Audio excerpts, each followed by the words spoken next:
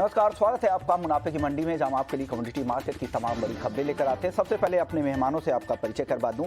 हमारे साथ धर्मेश भाटिया हैं, डायरेक्टर है एमिरेट्स एनबीडी से, दुबई से जुड़ रहे हैं, और साथ ही वंदना भारती हैं, एवीपी कमोडिटी एंड रिसर्च है एसएमसी ग्लोबल सिक्योरिटी से, और साथ ही हमारे साथ मोतीलाल ओसवाल फाइनेंशियल सर्विसेज से किशोर नारने सर हैं। आप तीनों ही मेहमानों का ईटी नाउ स्वदेश पर स्वागत है। साथ ही आज हमारे साथ कावेरी सीड्स के मैनेजमेंट भी होंगे, ईडी हैं कावेरी सीड्स के मिथुन चांद साहब। सर स्वागत है आपका भी, आपके पास आते हैं, लेकिन उससे पहले देख लेते हैं कमोडिटी मार्केट की कुछ बड़ी खबरें।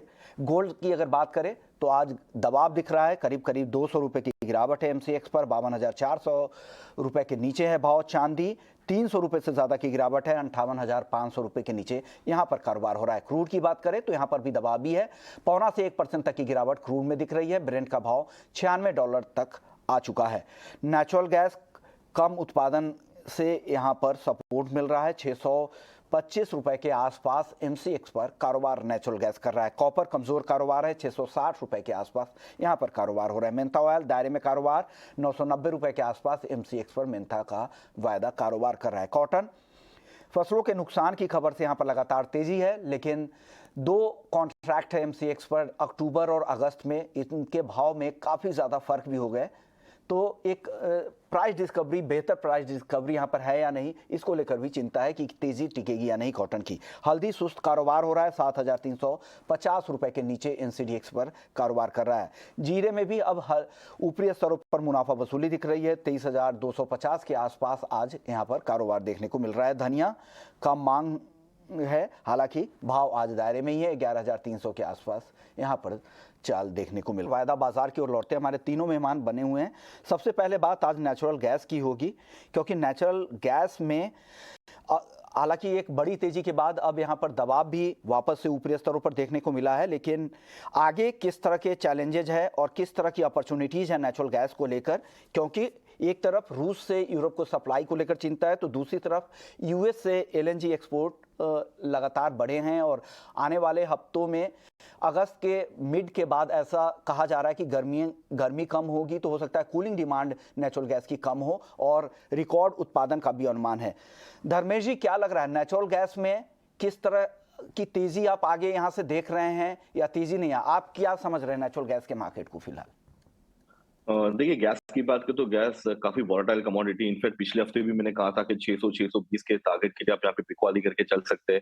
मैं अभी भी इसमें काफी बेरिश हूँ। एक ही कारण है कि देखो, इसे स्टोर करने की कैपेसिटी किसी के पास है नहीं, ये यूजुअली डायरेक्ट सप्लाई होता है, और अगर रूस ने सप्लाई बंद किया है उस कारणवश, आप देखिए जो नेचुरल गैस $1.5 की कमोडिटी थी वो ऑलमोस्ट $8 आ चुकी है, तो उस कारणवश अब वॉलेटिलिटी काफी बढ़ गई है।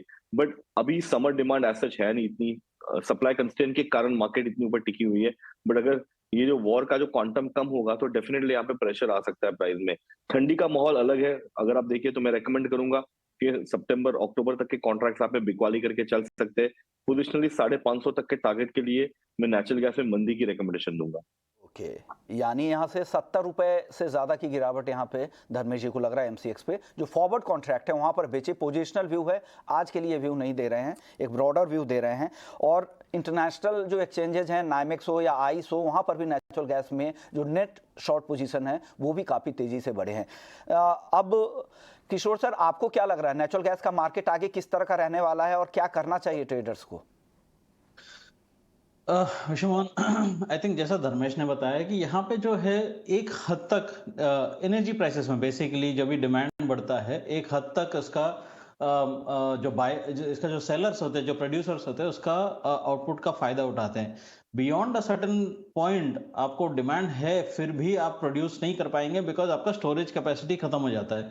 तो और जो गैस अभी ट्रांस अटलांटिक जो फ्राइट है, स्पेशली जो यूएस से यूरोप की तरफ जा रहा है, उसका जो स्टोरेज कैपेसिटी काफी लिमिटेड है, और मोस्टली हम लोग जो अभी जो ट्रेड करते हैं वो यूएस नेचुरल गैस है, तो उसका जो हालत है मेरे हिसाब से आगे जाकर वीक ही रहेगा। बट ज्यादा यूरोप इसको ज्यादा सपोर्ट नहीं कर पाएगा। ओके, वंदना जी, आपका व्यू, ट्रेडर को क्या सलाह देंगे? करंट मार्केट पे 622 का भाव है फिलहाल एमसीएक्स पर, यहाँ पर क्या करें, खरीदें या बेचें? विश्वभून जी, यहाँ पे जो बायस है, यहाँ पे मिक्स फिगर्स है नेचुरल गैस के लिए, और आने वाले 2 हफ्ते के लिए यहाँ पे जो टेम्परेचर है वो माइल्ड फोरकास्ट किया गया है, तो टेम्परेचर पे आने वाले 2 हफ्ते का काफी रिएक्ट करती है commodity. For the time being मुझे लग रहा है कि एक यहाँ पे अपसाइड देखने को मिल सकता है। 625 से ऊपर ट्रेड करे तो ही यहाँ पे एक बाई साइड जाना चाहिए। 640 का टारगेट होगा, 618 का यहाँ पे एक स्टॉप लॉस लगा के चलना होगा। लेकिन ओवरऑल शॉर्ट टर्म व्यू देखा जाए तो मुझे लग रहा है कि एक बार 640 645 के लेवल से फिर से बिकवाली आएगी। डाउनसाइड यहाँ पे जो है वो लिमिटेड रहेगा 600 की तरफ।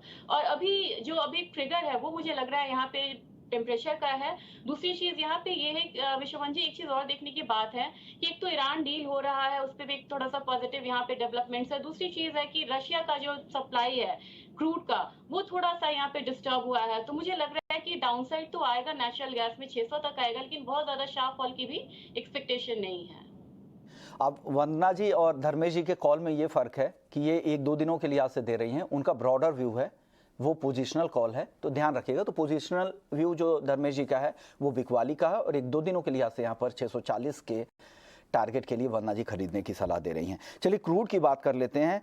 क्रूड हालांकि आज कमज़ोर ज़रूर है, लेकिन सप्लाई की दिक्कतें अभी भी इंटरनेशनल मार्केट में काफ़ी बरकरार है।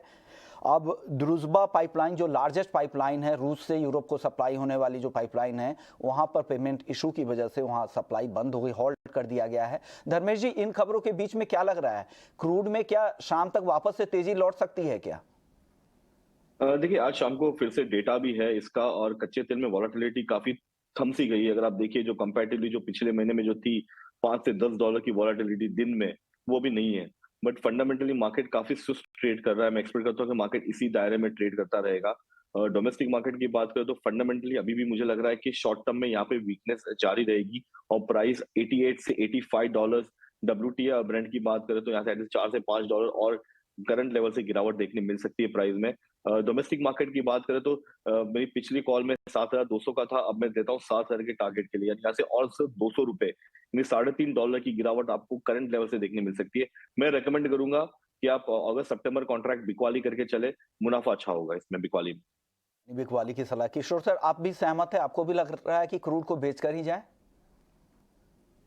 ऐसे लगता है। आई थिंक क्रूड तो फिलहाल के लिए 7,200 टू 230 के आसपास बिकॉली करना बेहतर रहेगा।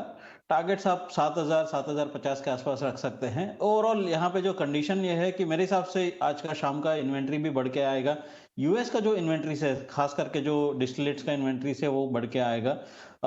थोड़ा बहुत नेगेटिव न्यूज ही रहना चाहिए। सो बिकवाली का राय बेहतर रहेगा। 7,300 के आसपास आपका स्टॉप लॉस मेंटेन होना चाहिए।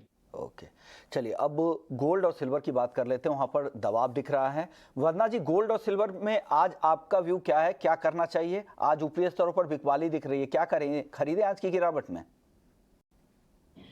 विश्वमन जी, मुझे लग रहा है कि ट्रेंड के साथ जाना चाहिए। एक रेजिस्टेंस फेस कर रही है दोनों ही कमोडिटी। यहाँ पे डॉलर इंडेक्स भी यहाँ पे 106 के करीब ट्रेड हो रहा है, और मेरे ख्याल से जब तक डॉलर इंडेक्स में रिवाइवल आता है 106.5, इससे ऊपर अगर ट्रेड होता है तो जो प्रेशर है, सेलिंग प्रेशर है, वो बढ़ेगा यहाँ पे गोल्ड और सिल्वर में। मेरे ख्याल से यहाँ पे सेलिंग साइड रहना चाहिए। गोल्ड में 52,275 के लेवल पे एक बार सेलिंग इनिशिएट करना चाहिए। 52,100 से 52,000 के लेवल्स मुझे लग रहा है इसमें आने चाहिए। स्टॉप लॉस होगा 52,350 का। सिमिलरली एक वीकनेस मुझे यहाँ पे लग रहा है कि सिल्वर में भी देखने को मिलेगा, तो 58,600 के करीब यहाँ पे सेलिंग करना है। यहाँ पे जो टारगेट है वो यहाँ पे 58,200 का करना होगा। थोड़ा सा यहाँ पे मॉडिफिकेशन है, और जो स्टॉप लॉस है ये 58,800 का होना चाहिए। तो दोनों ही कमोडिटी में मुझे लग रहा है कि बिकवाली रहेगी आज के दिन में। ओके, यानी इंट्राडे के लिए कॉल है, दोनों ही कमोडिटी आप बेच कर जाए। 52,350 के स्टॉप लॉस के साथ गोल्ड बेचे, और सिल्वर भी बेचने की इंट्राडे के लिए सलाह वंदना जी की तरफ से। धर्मेश जी, आप क्या सलाह दे रहे हैं गोल्ड और सिल्वर में? देखिए, सोने की बात करें तो सोना चांदी मेरे हिसाब से अभी भी काफी फर्म है, मैं इसमें मंदी में हूं नहीं। अगर आप देखिए, जो सोने की जो चमक है वो 1700 से ऑलमोस्ट 1800 के ऊपर आ चुकी है प्राइस इंटरनेशनली। डोमेस्टिक मार्केट की बात करें तो प्राइस ऑलमोस्ट 50,000 से 52,000 के लेवल पे आ चुकी है। तो मार्केट में एक पुल बैक रैली आ चुकी है। अभी ये लेवल सस्टेनेबल रहेगा, क्योंकि फंडामेंटली मार्केट में अभी भी काफी जियोपॉलिटिकल टेंशन और इन्फ्लेशन और इंटरेस्ट रेट के कारण मार्केट में काफी जुगलबंदी चल रही है। प्राइस फर्म है, मैं एक्सपेक्ट करता हूँ कि गिरावट पे आप बाय करके चल सकते हैं। जब तक मार्केट $1,770 यानी डोमेस्टिक मार्केट में अराउंड 51,800 के ऊपरी स्तरों पर सस्टेन होता है, तब तक मार्केट तेजी में रहेगी। बाय ऑन डिप्स की स्ट्रैटेजी रहेगी मेरी। अपसाइड 1850 के स्तर के लिए आप बाय करके चल सकते हैं। डोमेस्टिक मार्केट की बात करें तो 52,600 से लेके 52,800 के लिए आप यहाँ पे पोजीशन बना सकते हैं सोने में। ओके, यानी पोजिशनल व्यू है 52,600 से 52,800 के टारगेट के लिए आप यहाँ पर खरीद सकते हैं। वर्ना जी का इंट्राडे के लिए आज के लिए वो कॉल है, उसे कैरी नहीं करना है, आप आज के लिए वो सेल कॉल गोल्ड और सिल्वर में दे रही। किशोर सर, आप क्या दे रहे हैं गोल्ड और सिल्वर में आज कॉल? मेरा भी दोनों में बिकवाली का ही राय है। गोल्ड अगर देखें तो 52,350 के आसपास मैं बिकवाली का राय दूंगा। 52,000 का आपका टारगेट हो सकता है और 52,500 का स्टॉप लॉस के साथ।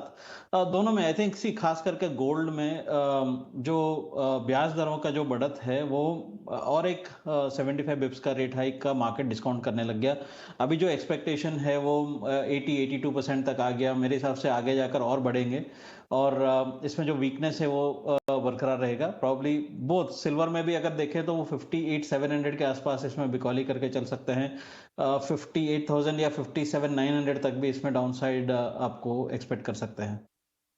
तो गोल्ड और सिल्वर बेचने की सलाह इंट्राडे के लिए वर्ना जी की तरफ से और किशोर सर की तरफ से। वहीं धर्मेश जी को लगता है कि आप पोजिशनल नजरिया है तो 52,600 से 52,800 के टारगेट के लिए आप खरीद सकते हैं। 1850 का टारगेट है कॉमिक्स गोल्ड का। चलिए मेटल की बात कर लेते हैं।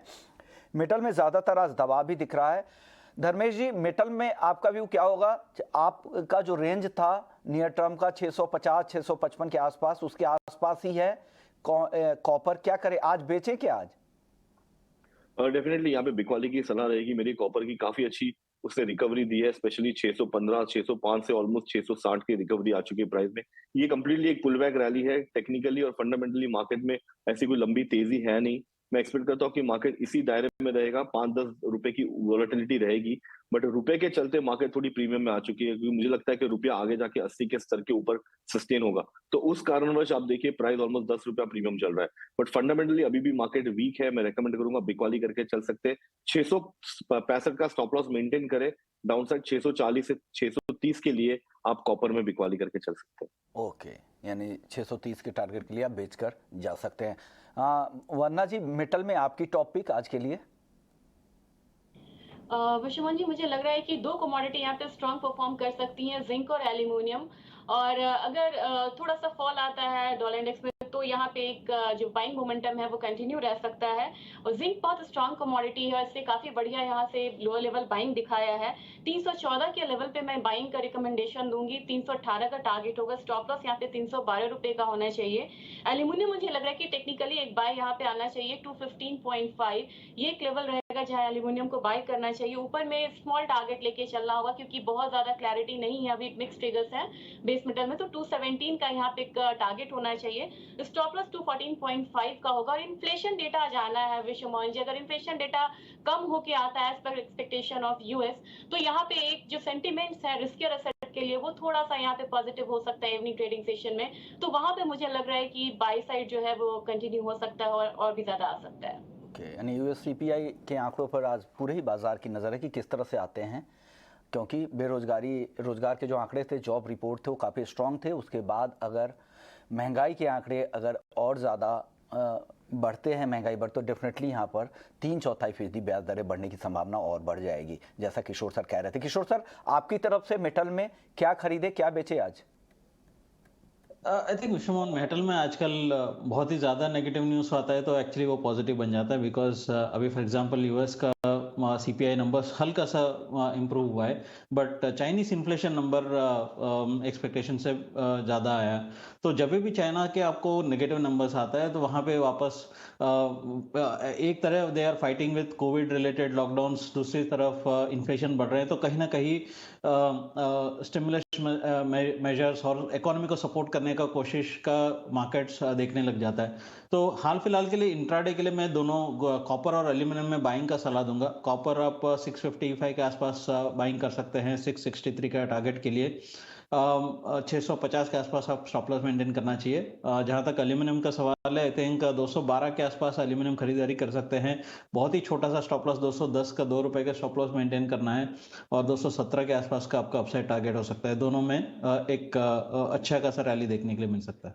ओके, यानी कॉपर, जिंक और एल्युमिनियम 3 टॉपिक है। वन्ना जी की तरफ से एल्युमिनियम और जिंक है और किशोर सर की तरफ से एल्युमिनियम और कॉपर खरीदारी की राय है। ये तीनों ही कॉल इंट्राडे के लिए, लेकिन पोजिशनल व्यू धर्मेश जी का है। उनको लग रहा है कि अगर ब्रॉडर व्यू लेना है आपको तो 630 का टारगेट है। ये 1-2 दिनों के लिए नहीं है, हफ्ते भर के लिए हो सकता है या 10 दिनों के लिए हो सकता है वो कॉल कॉपर की धर्मेश जी की तरफ से। लेकिन इंट्राडे के लिए तीनों ही कॉल जो मेटल में आई है वो बाई की ही है। चलिए बात कर लेते हैं रुपए की, जहां पर 2 दिनों की कमजोरी के बाद फिर से यहां पर रिकवरी की कोशिश दिख रही है। एफआईआईज की लगातार यहां पर घरेलू इक्विटी मार्केट में अब खरीदारी दिख रही है।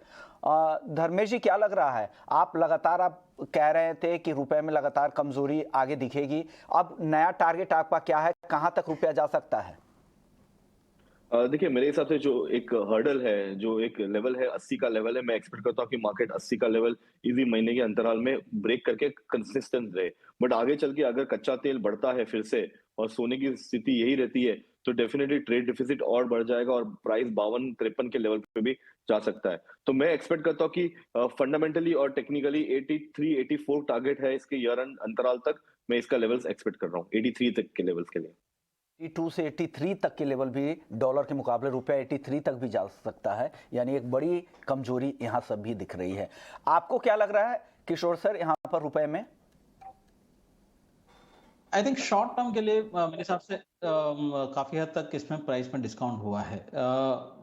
हालांकि धर्मेश शायद थोड़ा सा लंबे अवधि का बात कर रहे हैं, बट शॉर्ट टर्म में मेरे हिसाब से 79.1 के आसपास तक आपका फ्यूचर्स आ सकता है। वही 78-90, 78-85 तक स्पॉट मार्केट आ सकता है।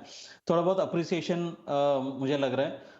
इवन एट करंट लेवल्स मेरे हिसाब से इसमें बिकवाली करके चल सकते हैं। अगर फ्यूचर्स में बिकवाली कर रहे थे 79.15 के आसपास टारगेट लेके चल सकते हैं, तो हल्का सा मजबूती है। चलिए अब एग्री मार्केट की बात कर लेते हैं। कॉटन सबसे पहले, क्योंकि कॉटन के अगस्त कॉन्ट्रैक्ट में लगातार तेजी दिख रही है, 48,300 के आसपास पहुंच गया, लेकिन अभी भी 39,000 के आसपास जो अक्टूबर का वायदा है, काफ़ी फर्क है जो अगला जो कॉन्ट्रैक्ट है एमसीएक्स पर। हालांकि एमसीएक्स की तरफ से कोशिश यही हुई कि मार्जिन बढ़ा दिए गए, प्राइस लिमिट भी कम कर दिया गया है। वरना जी क्या हो रहा है ये कॉटन वायदा में? विश्वमोहन जी, पहली बात तो यह है कि अक्टूबर कॉन्ट्रैक्ट है, गैप है, एक अगस्त के बाद सीधा अक्टूबर है और वो अराइवल सीजन होगा तो एक 9,000 का यहाँ एक बैकवर्डेशन है। लेकिन ये सिंपल बैकवर्डेशन नहीं है, पहली बार देखा गया है कॉटन में इतना ज्यादा।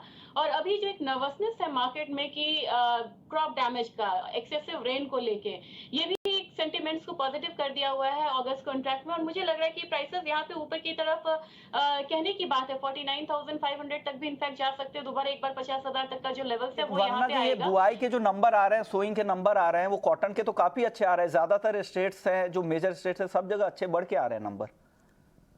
जी विश्वमोहन जी, इस पे ज्यादा डिस्काउंट ना करते हुए मार्केट ने ज्यादा ध्यान दिया है कि जो एक्सेसिव रेन हुआ है उसको लेके। और उसके बाद भी है कि थोड़ा बहुत भी यहाँ पे नीड बेस्ड बाइंग जो है वो यहाँ पे बनी हुई है, ये एक इजाफा दे रहा है। लेकिन मेरे ख्याल से यहाँ पे विश्वमोहन जी अब जो भी ट्रेड होगा वो लो वॉल्यूम के साथ होगा, तो यहाँ पे थोड़ा सा अवॉइड करना चाहिए। और जो नेक्स्ट ट्रेड है वो यहाँ पे अक्टूबर कॉन्ट्रैक्ट में ही डालना चाहिए, मतलब फॉर कॉशियस ट्रेडिंग। ओके, और सही बात है क्योंकि ये सीजन एंड का कॉन्ट्रैक्ट है, इस वजह से भी यहाँ पे फर्क काफी है। वो अराइवल का टाइम रहेगा, नए सीजन का अराइवल टाइम होगा। मैम फटाफट से ग्वार पर बताइए, ग्वार भी काफी टूट रहा है, लगातार गिरावट है, कितनी गिरावट है, कब रिकवरी यहाँ लौटेगी? जी नंबर्स ही बढ़ रहे हैं यहाँ पे एक ट्रेज की। और दूसरी बात है कि क्रूड में भी एक फॉल है, ट्रिपल डिजिट से डबल डिजिट आया है क्रूड। मेरे ख्याल से यहाँ पे थोड़ी सी और गिरावट यहाँ पे रहेगी, बहुत ज्यादा शार्प फॉल अब मुझे नहीं लग रहा है। मैक्सिमम मुझे लग रहा है कि 4750 तक जाएगा। इंट्राडे के लिए मुझे लग रहा है कि एक बार 4815 के करीब यहाँ पे सेलिंग इनिशिएट करना चाहिए। 4750 का टारगेट होगा। स्टॉप लॉस यहाँ पे 4835 का होना चाहिए। और मुझे लग रहा है विश्वमोहन जी शॉर्ट टर्म में एक बार 4700 के करीब बेस बनाना चाहिए ग्वार को। ग्वारगम की बात करूं तो मुझे लग रहा है कि 82-8300 जो है वो उसका एक बेस होना चाहिए। 82-8300 जो बेस होगा, नीचे की तरफ जो सपोर्ट लेवल होगा ग्वारगम के लिए 47 और 4,700 रुपए ग्वार सीड के लिए। शुक्रिया वन्ना जी आपका, किशोर सर आपका, धर्मेश जी आपका, आप लोगों ने वक्त निकाला और पूरा आउटलुक समझाया, बेहतरीन ट्रेडिंग कॉल्स भी दिए। तो मुनाफे की मंडी को यहीं समेटते हैं, लेकिन आप कहीं मत जाइए।